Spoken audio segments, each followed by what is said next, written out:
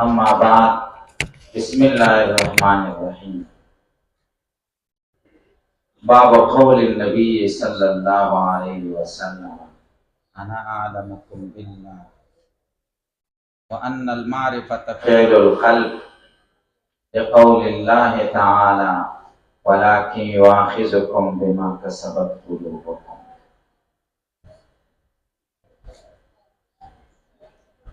दा बाब किताबुल ईमान के ग्राम बाब थे। यौ सो नोट बाबुना राजी चे ग्राम है।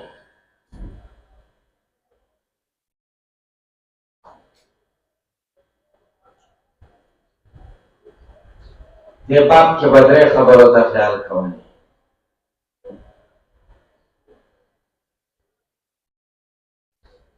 अवल दावत बाप सदा और हरज पदे दावा की सदे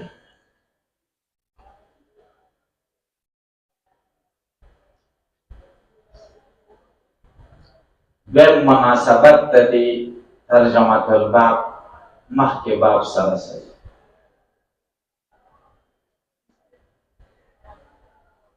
देन तशरीह दा बाप ये बाप की द्री जुमली दी तदरी वानो जुमलों पर मैच के मुनासबत और रबत सरे और दा हर जुमले तशरीह सदा और दा ग्राम खबर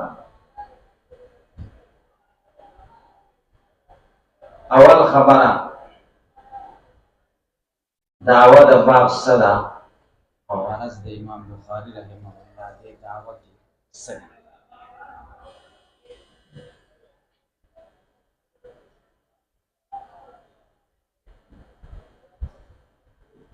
दावत बाप बयान दे वे शोबी कई दे शुअब दे ईमान जहागा इबारत द इल्म बिल्लाह अरज रत मुतकल्लिमीन ने और मुर्जिओं ने और मुतज़िला ने और खवारिज चावी ईमान मुरक्कब न गनी और काबिल ज़ियादत और नुकसान न न दे वही कि ईमान इबारत द इल्म बिल्लाह और इल्म बिल्लाह दाई व शोबदा द शोबो द ईमान और खलक मुतफावित थी पर इल्म बिल्लाह तक रसूलुल्लाह सल्लल्लाहु अलैहि वसल्लम फरमाई अना अअलमुकुम तटोल नज़ियात आलिम का अल्लाह रसूलुल्लाह और दराजात द इल्म बिल्लाह मुतफावित थी हर हाशे चाहे के तफावत राजी मागी की ज़्यादत और नुकसान राजी तो ईमान हम यजीदो व यनकुसो ज़िक्र जुज़ ज़्यादत और नुकसान दा दलालत कई द कुल पर ज़्यादत और नुकसान तासु कोई से खबर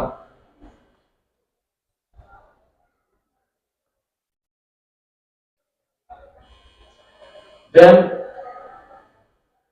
करामिया हम रद कई करामिया वही कि ईमान इबारत द सिर्फ इक़रार लिसानी नहीं ये वही ना इक़रार लिसानी सारा सारा मारिफत क़ल्बी हम जरूरी दे और अन्नल मारिफत क़ल्ब मारिफत क़ल्ब के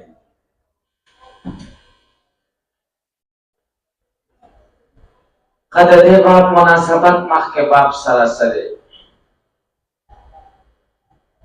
मुनासबत मख के बाप सरदार है मख के बाप की दाव जफरार द फेतनोना दादी ईमान ही सदा फितनोना बता मिन दीन अल फिरार मिन अल फितन उस मंशद फिरार ज़िक्र कई द फितनोना चे सोक तख्ती न सोकती तख्ती हगा सोकती तख्ती चे सोक आलिम बिल्लाह आरिफ बिल्लाह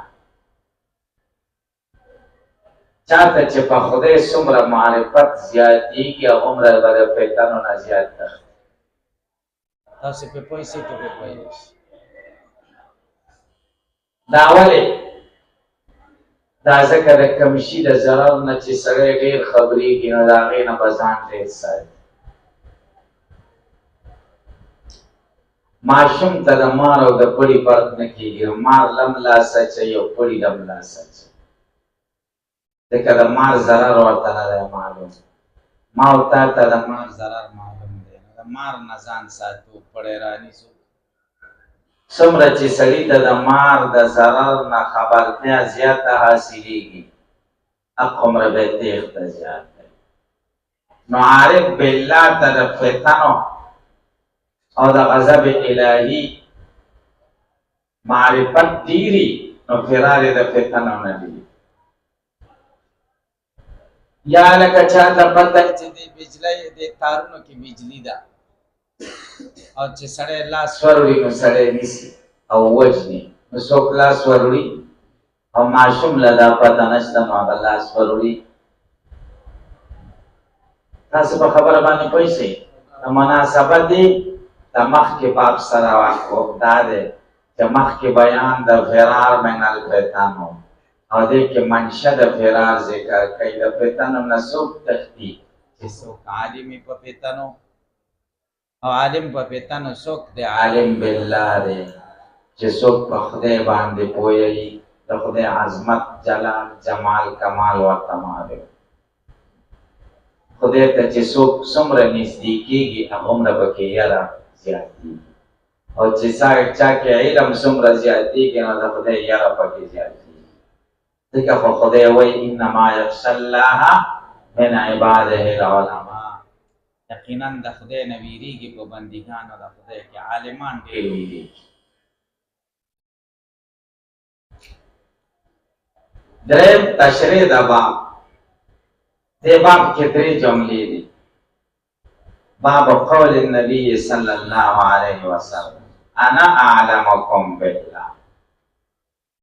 باب دې په بیان د قول د نبی صلی الله علیه وسلم چې هغه وایي زه ډېر پوهه یم په تاسو کې په الله باندې، په الله باندې زه په تاسو کې ډېر پوه یم. دا یوه جمله شوه. بره که تاسو وګورئ بره نسخه کې د اعلمکم په ځای څه لیکلي دي؟ اعرفکم، انا اعرفکم. اشاره دې خبرې ته ده چې د علم نه مراد معرفت دی. انا اعلمکم معنا دا ده چې انا اعرفکم. تاسو دې کتابونو کې ویلي دي چې د علم او د معرفت په منځ کې لفظي فرق هم شته او معنوي فرق هم شته. لفظي فرق دا دی چې علم متعدي کېږي مفعولینو ته. علمت زیدا فاضلا، دوه مفعولونه شه، زیدا او فاضلا. او معرفت متعدي کېږي مفعول واحد ته، عرفت زیدا. هلکه تاسو په خبره پوه شئ. دا لفظي فرق. معنوي فرق دا دی چې علم متعلق کېږي د اوصافو سره. علمت زیدا فاضلا، څه معنا ده؟ علمت فضل زید، د زید فضیلت پوه شوم، نو علم متعلق شه د وصف سره. او معرفت متعلق کېږي د ذوات سره. علمت زیدا معنا عرفت زیدا معنا عرفت ذات زیدن، د زید ذات مې وپېژنم. نو زید ورته مخکې معلوم یې اوس یې ورته فضیلت معلوم شي، دې ته علم وایي. او زید ورته مخکې نه نه معلوم، اوس ورته معلوم شي، دې ته معرفت وایي. دریم فرق،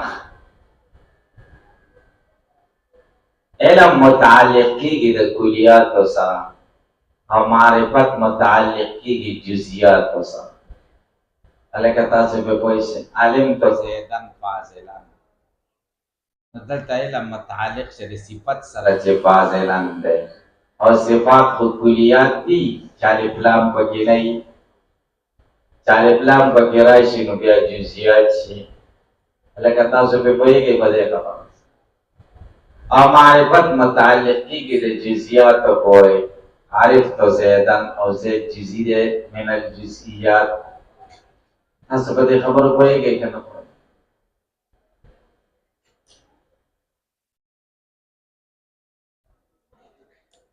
دلته به په تاسو اعتراض وارد شي چې علم متعلق کیږي د اوصافو سره او علم متعلق کیږي د جزئیاتو سره د کلیاتو سره.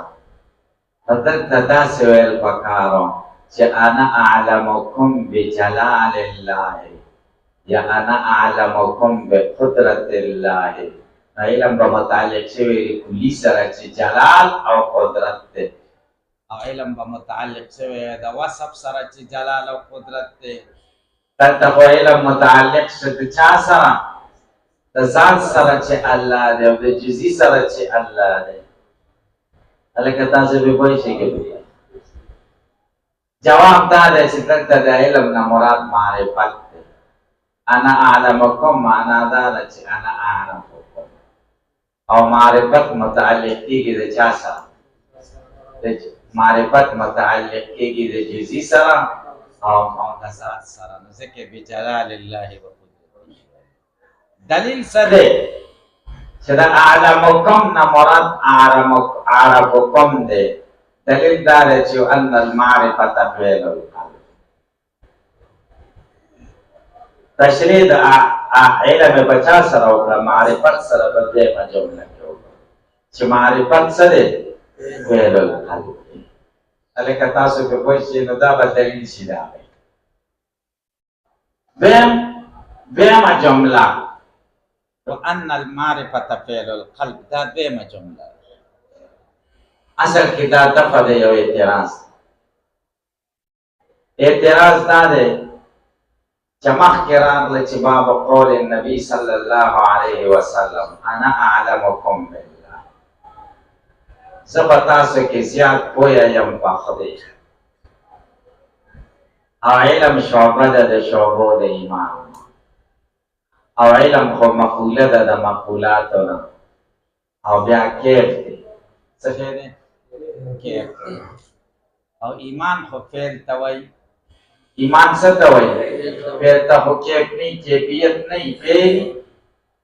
نو څنګه علم دا د ایمان شعبه جوړه شوه؟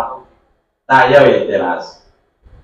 دویم اعتراض دا دی چې علم دا مقوله شوه، کیف شو، او کیفیات خو غیر اختیاري، او ایمان خو نوم د امور اختیاریو دی. نو څنګه علم شعبه شو د شعبو د ایمان؟ نو دی جواب کوي وان المعرفت فعل القلب. د علم نه مراد معرفت دی، او معرفت کیف نه دی، معرفت فعل القلب دی. کیفیت د قلب نه دی، فعل د قلب دی. ایمان هم فعل د قلب دی، او معرفت هم فعل د قلب. نو علم هم فعل د قلب. هلکه تاسو به پوه شئ. هلکه په دې وان المعرفت فعل القلب باندې پوه شئ. بیا اعتراض واردېږي معرفت فعل د قلب شو، او افعال د قلب خو غیر اختیاري دي، او ایمان خو نوم د امور اختیاریو دی. نو څنګه علم او معرفت شعبه وګرځوله د شعبو د ایمان؟ نو دی جواب کوي لقول الله تعالی ولكن يؤاخذكم بما كسبت. معرفت د فعل قلب دی او فعل اختیاري دی.